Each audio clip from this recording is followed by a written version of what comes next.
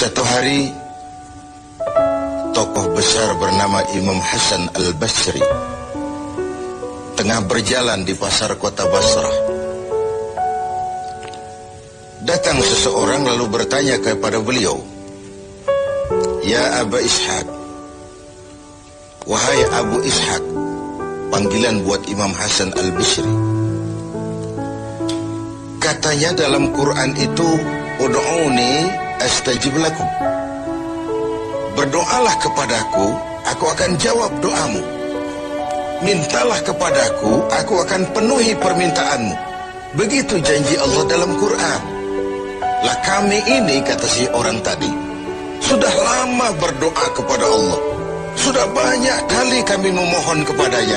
Wah, kok sampai sekarang doa kami nggak dijawab-jawab, nggak pernah dikabulkan. Ini bagaimana?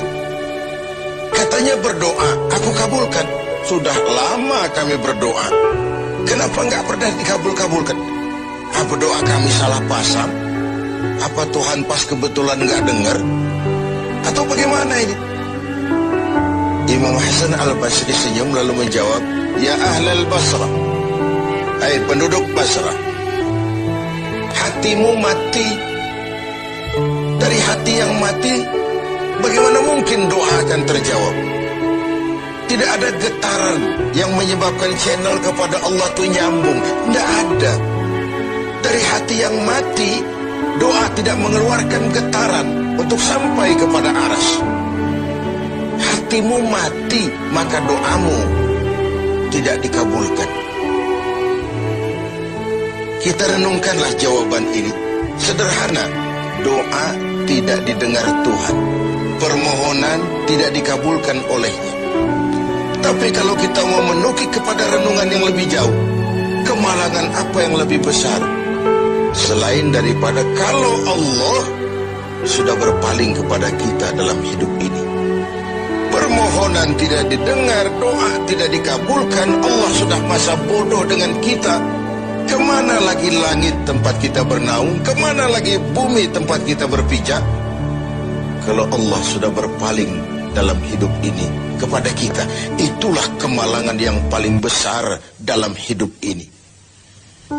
Sementara kita berleha-leha, menurut kita kemalangan itu kehilangan jabatan, kemalangan itu kehilangan harta benda, kemalangan itu adalah kehilangan orang yang kita sayangi. Allah berpaling dalam hidup kita, tidak pernah kita melakukan evaluasi. Nah, apa yang menyebabkan hati itu jadi mati? Sehingga tidak ada getaran yang nyambung ke aras, yang mengakibatkan Tuhan berpaling dari kita. Doa tidak lagi didengar, permohonan tidak lagi dikabulkan. Ada beberapa hal yang menyebabkan hati jadi mati, sehingga doa tidak terangkat. Imam Hasan Al-Basri menjelaskan beberapa faktor yang menyebabkan hati menjadi mati. Tidak ada lagi getaran yang mengantarkan doa ke aras, sehingga Tuhan pun berpaling. Yang pertama, kata beliau, "Araftumallaha wa lam tu'tuhu haqqah." Kamu kenal Allah, tapi haknya untuk disembah, kewajibanmu untuk menyembah, tidak pernah kamu laksanakan. Bagaimana hati tidak jadi mati? Kenal. Siapa pencipta alam semesta? Allah. Siapa pencipta lautan, gunung, sungai? Allah. Siapa pencipta langit dan bumi? Allah. Siapa pengatur segala-galanya? Allah. Sholat apa tidak? Tergantung kebutuhan. Kamu kenal Allah, tapi haknya untuk disembah, kewajibanmu untuk menyembah, tidak pernah kamu laksanakan. Bukankah simpel bahwa Fatihah saja mengajarkan iyyaka na'budu wa iyyaka nasta'in? Hanya kepadamu kami menyembah dan hanya kepadamu kami mohon pertolongan. Tertibul kalimat, na'budu dulu, baru nasta'in. Kalau na'budu terlaksana, nasta'innya pasti top chair. Hanya kepadamu kami menyembah, hanya kepadamu kami mohon pertolongan. Kalau ibadah beres, pertolongan pasti datang. doa didengar, permohonan dikabulkan, munajat pun diterima. Kenapa? Nak budunya beres, maka nasta'innya nikmat. Tidak diajarkan kita iyyaka nasta'in wa iyyaka na'budu, tapi na'budu dulu, baru kemudian nasta'in. Kalau hati tidak mau mati, janganlah pengenalan kita kepada Allah tidak diiringi dengan pendekatan kita kepadanya. Bagaimana cara mendekat kepada Allah? Logika saja. Mau dekat dengan presiden, ikuti peraturan yang dibuat oleh protokolernya presiden. Mau dekat dengan gubernur, ikuti peraturan yang disusun oleh protokolnya gubernur. Tidak bisa mau dekat dengan gubernur bikin peraturan sendiri. Mau dekat dengan Allah bikin metode sendiri. Dengan jalan ngelamun, duduk madep ngidul, bengong 4-5 jam, lalu mau dekat dengan Allah. Mau dekat dengan Allah, ikuti cara yang sudah diatur oleh Allah melalui utusan-utusannya. Bukan dengan cara membuat sesuatu sendiri. Ini yang pertama. Lalu yang kedua, yang menyebabkan hati jadi mati, qara'tumul Qur'an walam ta'malu bih. Kamu baca Al-Quran, kamu dengungkan Al-Quran, kamu sanjung Al-Quran, walam ta'malu bih, tapi isinya, ajarannya tidak pernah kamu laksanakan. Isinya, ajarannya sering malah diinjak-injak. Bukankah kita hidup di satu zaman di mana tuntunan sudah menjadi tontonan, dan tontonan sering dianggap sebagai tuntunan? Bukankah kita hidup di satu masa di mana orang yang jujur dikhianati dan pengkhianat malah diberikan amanah? Bukankah zaman ini sudah terjadi pergeseran nilai yang sedemikian rupa? Kita baca Al-Quran, kita musabakohkan pula bacaannya, tapi isinya, ajarannya tidak pernah kita laksanakan. Bahkan nyaris sering kita injak-injak. Hati jadi mati. Sama dengan kalau kita dikirimi surat oleh seseorang yang sangat kita kagumi. Kita baca surat itu siang malam. Kita ceritakan kepada orang, saya dikirimi surat oleh orang yang sangat saya kagumi. Tapi perintah yang ada dalam surat itu tidak pernah kita laksanakan. Saya percaya betul yang kirim surat mesti marah. Kau baca itu penting supaya kau ngerti apa isinya, tapi setelah kau ngerti mau ya laksanakan.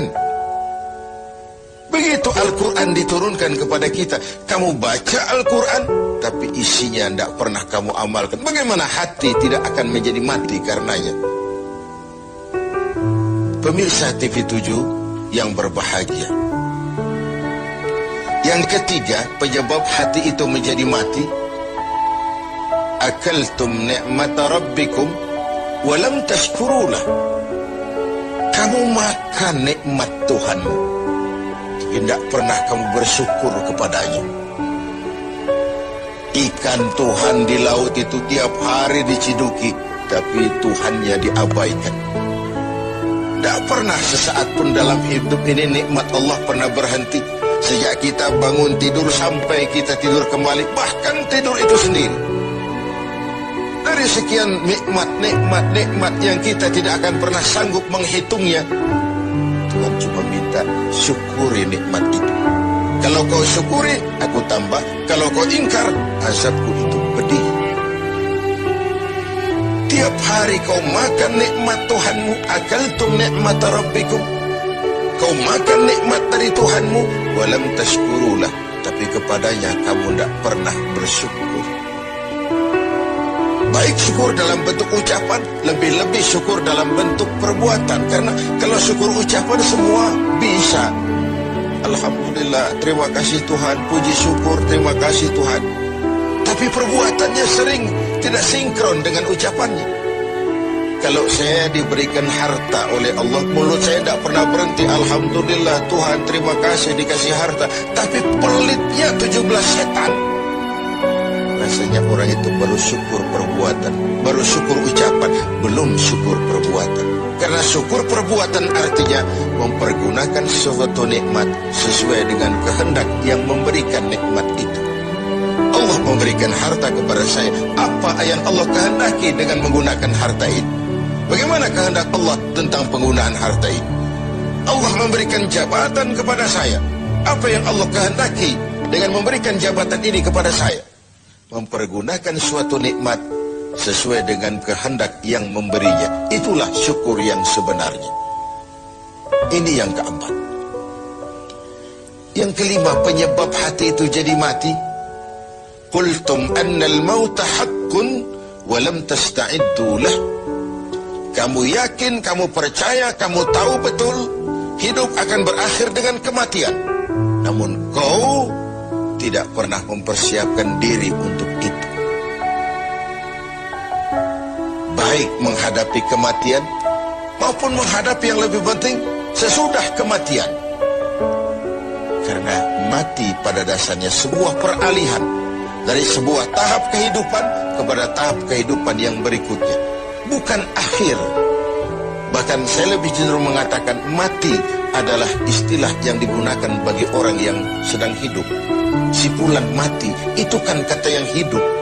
Yang mengalami sedang pindah ke alam lain. Jadi tidak ada alasan hidup sulit bener, mending mati habis urusan. Tidak selesai sampai di situ. Tidak selesai urusannya. Hidup terus berlanjut di alam barzakh, terus berlanjut di alam mahsyar. Ini satu perjalanan panjang. Seperti kita akan berangkat keluar kota yang jauh, tentu kita harus menyiapkan bekal. Semakin jauh perjalanan, semakin banyak bekal yang kita bawa. Kalau Anda akan berangkat jauh, tidak bawa bekal berangkat juga, itu kan nekat sama namanya. Sampai ke tujuan belum tentu, sengsara di jalan sudah pasti.